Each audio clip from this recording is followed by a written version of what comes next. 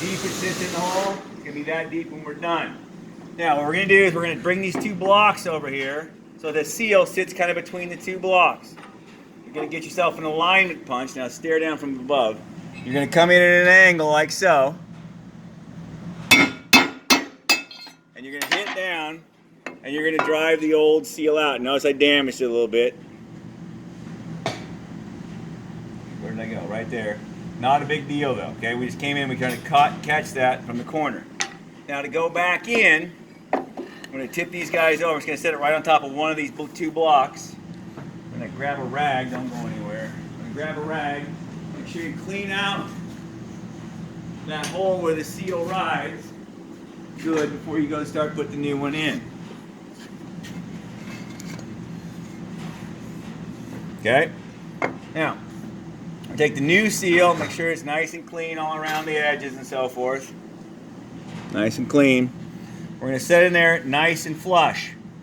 Now, I'm going to grab a socket. Now, they make special tools for this. I just use a socket. One that actually is the same dimension as the outside edge of my seal. I'm just going to take and tap it in. Now, I am going to be here when you do this so that you don't screw it up.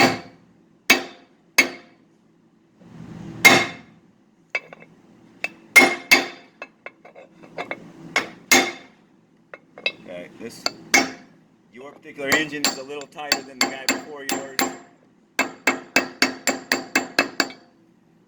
Nice. So I think the last period's, I don't think it was a 12, it must have been something else. So you can see it's the exact same depth it was before, and we bottomed it out in the hole down in there.